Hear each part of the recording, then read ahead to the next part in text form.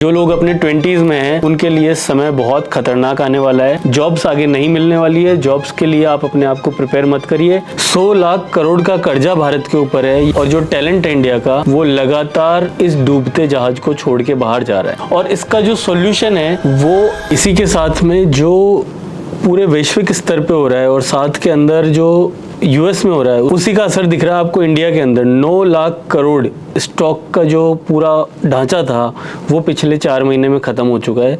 100 लाख करोड़ का कर्जा भारत के ऊपर है। ये इतिहास का सबसे बड़ा कर्ज भारत के ऊपर आज तक हुआ है।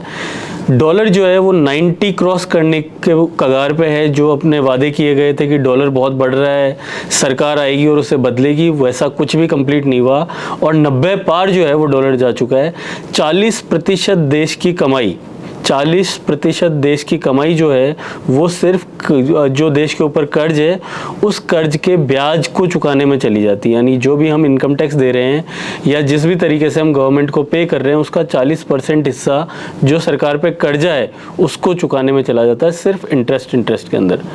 गाँव के अंदर, छोटे कस्बों के अंदर जो चीज़ें आज से 5 साल पहले 10 रुपए की मिलती थी वो 50% तक बढ़ चुकी है। यानी 20 से 25 रुपए उसकी कॉस्ट आ चुकी है।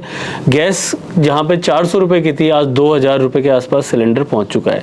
इसके अलावा जो भी ब्राइट माइंड्स थे भारत के, यानी भारत के जो विद्वान थे जिनको कहा गया था कि एक ऐसा सिस्टम इंडिया डेवलप करेगा जिसके अंदर इंडिया का व्यक्ति बाहर नहीं जाएगा, वो बिल्कुल झूठा साबित हुआ। 10 लाख लोग, यानी आज तक का ऐतिहासिक रिकॉर्ड, 10 लाख व्यापारी बाहर जा चुके हैं इंडिया के पिछले 1 साल के अंदर। और जो ब्रेन और जो टैलेंट है इंडिया का वो लगातार इस डूबते जहाज को छोड़ के बाहर जा रहा है। हालांकि होगा क्या कि इस समय आपको दिखाया जाएगा कि इंडिया इज़ राइजिंग, इंडिया बहुत आगे बढ़ रहा है, क्योंकि मैकावली ने जैसे हमें चेतावनी दी थी कि गद्दी पे बने रहने के लिए लगातार फ्रीबीज देनी पड़ेगी, फ्री का धन देना पड़ेगा जनता को और जनता के अंदर डर बनाना पड़ेगा कि अगर ये गद्दी पे नहीं रहा तो देश बर्बाद हो जाएगा। देश तो बर्बाद हो ही रहा है, कोई उसको अभी नहीं बचा पा रहा है। जहाँ तक बात है एनवायरनमेंट की, दुनिया में सबसे गंदा एनवायरनमेंट इंडिया का भी हो रहा है। AQI लेवल्स आप हर जगह देख रहे हो न्यूज़ में, बुरी तरह हालत है।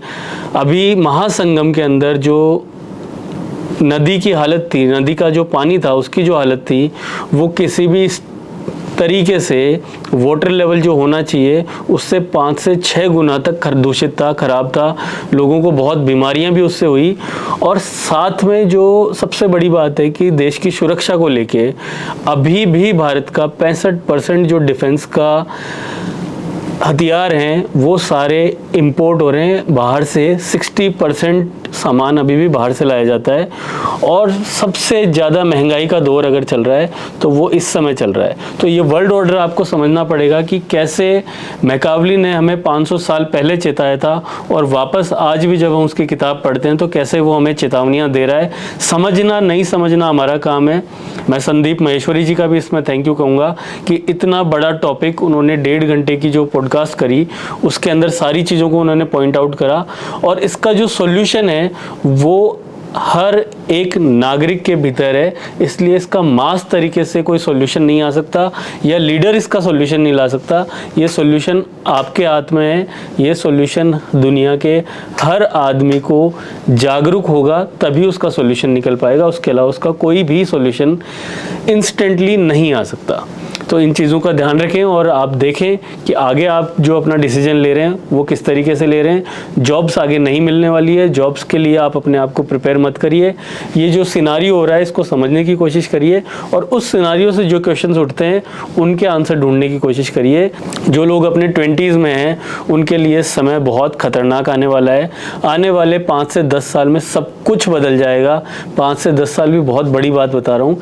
जिस तरीके से आर्टिफिशियल इंटेलिजेंस इंटरवेन कर रही है, जिस तरीके से ग्लोबल लीडर्स जो हैं उनकी पोल खुल रही है, जिस तरीके से कर्जा रोज बढ़ता जा रहा है, हो सकता है आने वाले 1 से 2 साल में काफ़ी गंभीर परिस्थितियां हमें देखनी पड़े।